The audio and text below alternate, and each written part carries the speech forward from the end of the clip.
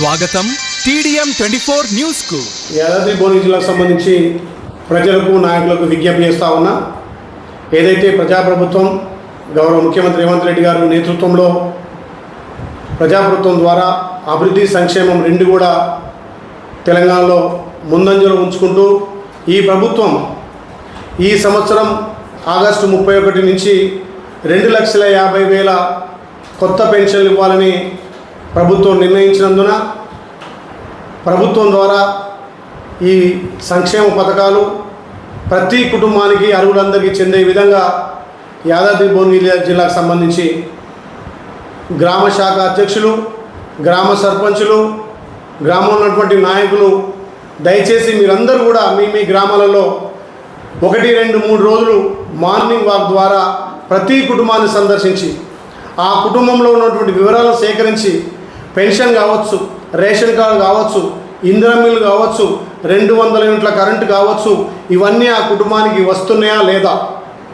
మీరు పూర్తి వివరాలను ఆ గ్రామంలో మార్నింగ్ వాక్ ద్వారా గ్రామ సెక్రటరీ కానీ, మండల ఎంపీడీఓ కానీ, అవసరమైతే ఎమ్మెల్యేగా నా దృష్టికి తీసుకొచ్చి ప్రతి అర్హులందరికీ ప్రభుత్వ పథకాలు అందే విధంగా మార్నింగ్ వాక్ ద్వారా ఎక్కడికక్కడ సమస్యలు పరిష్కారమవుతాయి. ఏదైతే మీరు మార్నింగ్ వాక్ ద్వారా ప్రతి ఇల్లును క్షుణ్ణంగా పరిశీలించి ప్రభుత్వ పథకాలు వాళ్ళకు అందే విధంగా చూడాల్సిందిగా విజ్ఞప్తి చేస్తూ ఆలయ నియోజకవర్గంలోని ప్రతి సర్పంచ్, గ్రామ శాఖ, బిఎల్ఏలు, అక్కడ ఉన్నటువంటి నాయకులందరూ కూడా ఈ 2-3 రోజులు మార్నింగ్ వాక్ ద్వారా ఈ ప్రభుత్వ ఫలాలు ప్రతి కుటుంబానికి అర్హులందరికీ అందే విధంగా మార్నింగ్ వాక్ ద్వారా మీరు తెలియజేయాల్సిందిగా, మీరు మార్నింగ్ వాక్ చేసిన వివరాలు కూడా మాకు పంపాల్సిందిగా. అమాయక ప్రజలు, అంతులేని దుఃఖితులు, లేని అమాయకులు ఆత్మహత్యన చేసుకుని చనిపోతాడు కానీ ఆత్మగౌరవం కోసం కొట్టుకునే మనుషులున్న ఈ ప్రాంతంలో ఈ మనుషుల్ని పీక్క తినడానికి మానవ మృగాలున్న ఈ జిల్లాలో అలాంటి వికారాబాద్ అనే అమాయకమైన అంతులేని దుఃఖితులైన తమ రక్త మాంసాలని స్వేదాన్ని ఈ జిల్లా భూమికి ఉపయోగింది. ఈ జిల్లాలో లక్షల మంది ఉన్న బీసీఎస్ ఎస్టీ అమాయకుల్ని పీక్క తినే మరొక మానవ మృగాల జాతే ఈ వికారాబాద్ జిల్లాలో ఉన్న రెడ్డి భూస్వాములు గారి ఇక్కడి నుంచి ప్రకటిస్తున్నారు. వీళ్ళకి కల్చర్లెస్, సాంస్కృతిక, నాగరికత, సివిలైజేషన్ లేని ఒక ఆటవిక మృగాల్లాగా దశాబ్దాలుగా, శతాబ్దాలుగా వికారాబాద్ జిల్లాలో ఉన్న బీసీఎస్సీ ఎస్టీల రక్త మాంసాలు పీక్క తింటున్న ఫ్యూడల్ కమ్యూనిటీ వికారాబాద్ జిల్లాలో రెడ్డిస్ అని మరొక మంది వేదిక నుంచి ప్రకటిస్తున్నారు. ఇలాంటి రెడ్లు మనకి మొయినాబాద్ అక్కడి నుంచి ప్రారంభం అవుతుంటే ఈ జిల్లా సరిహద్దులో ఏదో ఉంది, రంగారెడ్డిలో ప్రాంతాలను కలిసి ఉన్న ఈ ప్రాంతం తమని దోపిడీ చేస్తున్నారు రెడ్లు అన్న సంగతి కూడా మన ప్రజలకు తెలియదు. ఎందుకంటే బానిస తనని దోపిడీ చేసేవాడిని దేవుడుగా భావిస్తాడు. బానిసకి శత్రు ఎవరో మిత్రుడెవరో తెలియదు.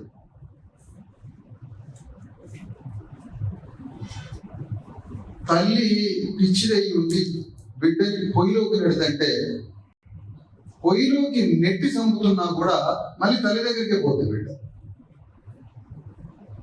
అట్లనే ఇక్కడ మన వర్గాలకి శత్రువు ఎవరు ఇంతవరకు గుర్తుపెట్టలేదు. మనకి ఇక్కడ శత్రువు ఎవరో తెలియదు. శత్రువుని స్పష్టంగా దర్శించుకోవడం, మిత్రుడి దగ్గరికి చేరడం, శత్రువుని స్పష్టంగా చూడగలరు. మన తండ్రికి శత్రువు ఎవడో తెలియదు, మన తాతకి శత్రువు ఎవడో తెలియదు, మన తాతలకి మన పూర్వీకులైనటువంటి ఎవరికి మనకి శత్రువు ఎవడో తెలియదు. కనీసం ఈ తరానికైనా మనకి శత్రువు ఎవడో మీకు దర్శనం చేయించడానికి నేను జిల్లాకు వచ్చాను. ఈ జిల్లా తెలంగాణ గడ్డ మీద అనేక కమ్యూనిస్ట్ పోరాటాలు జరగవచ్చు, మావోయిస్ట్ పార్టీ రావచ్చు, తెలంగాణ ఉద్యమం జరగవచ్చు. ఆనాడు కాంగ్రెస్ భూస్వామ్య వ్యవస్థ మీదకి వస్తున్న తెలుగుదేశం పార్టీ రావచ్చు. తెలుగుదేశం పార్టీ వచ్చిన, కమ్యూనిస్ట్ పార్టీ వచ్చిన, మావోయిస్ట్ పార్టీ వచ్చిన,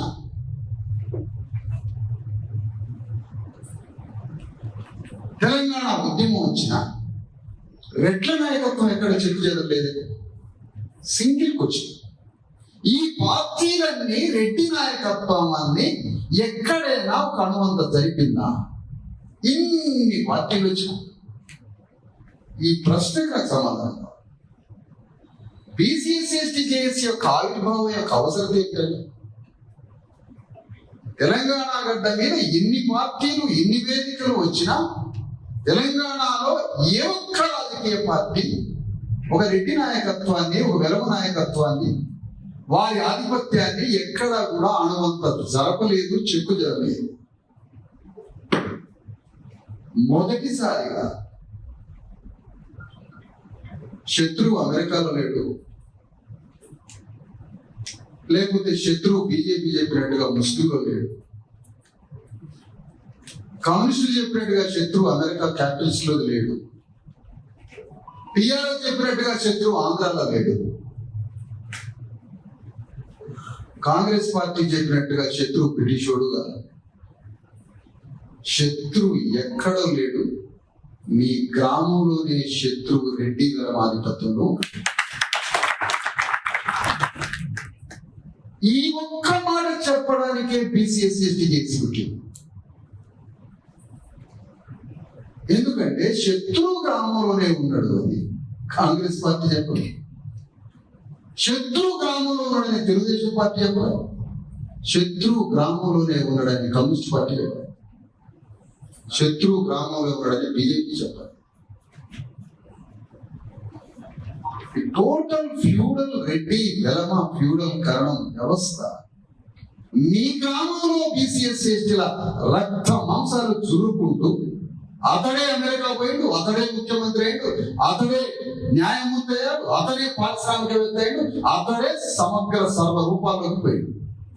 అతని మదర్ బోర్డు గ్రామంలో ఉన్న భూమి, గ్రామంలో మన ప్రజల రక్తాలు పీల్చడం, వాళ్ళ చేతిలో ఉన్న అధికారాన్ని, వాళ్ళ చేతిలో ఉన్న భూమిని, సంపదని మన వర్గాలకి బదిలీ చేయడానికి ప్రైవేటు స్థలంలో విగ్రహ స్థాపన చేస్తూ ఉంటే ప్రభుత్వ అధికారులను కాంగ్రెస్ ప్రభుత్వము నాయకులు ఉసుగొల్పి కూడగొట్టే ప్రయత్నం చేస్తే ఉద్రిక్తత మధ్యలో మరి అక్కడ విగ్రహాన్ని స్థాపించడం జరిగింది. ఈ రకంగా రేవంత్ రెడ్డి వచ్చిన తర్వాత ఎక్కడ కూడా అభివృద్ధి శూన్యము, రైతుల పాలిటి రాక్షసు లెక్క రైతుల మీద కక్ష తీర్చుకుంటా ఉన్నాడు. ఈరోజు రైతులు అష్ట కష్టాలు పడుతూ దాదాపు ఇప్పటికే 300-400 టీఎంసీలు నీళ్లు తెలంగాణ దాటి ఆంధ్ర దాటి సముద్రంలో పడే పరిస్థితి. సమ్మక్క సారళమ్మ బ్యారేజ్ నుంచి వెళ్ళి ప్రాణహితకు సంబంధించిన ఒక నది ద్వారానే దాదాపు 300 టీఎంసీ దాటి వెళ్ళిపోయినాయి. విడ్మి అనే దగ్గర దాదాపు 22 టీఎంసీల నీళ్లు ఉంటే వాటిని లిఫ్ట్ చేయకుండా అట్లే స్టోర్ చేసి పెట్టారు. లక్షల క్యూసెక్ల నీళ్లు ఈరోజు అన్నారం బ్యారేజ్ దగ్గర, సుందిల దగ్గర ఉంటే వాటిని లిఫ్ట్ చేయడం లేదు. కానీ ఆంధ్రకు మాత్రం నీళ్లు దోసి పెడతా ఉన్నారు. మన దగ్గర లిఫ్ట్ చేయట్లేదు, ఆంధ్రలో మాత్రము పట్టుసీమ దగ్గర నీళ్ళను లిఫ్ట్ చేస్తూ ఉన్నారు. ఈరోజు బీఆర్ఎస్ పార్టీ డిమాండ్ చేస్తూ ఉన్నది,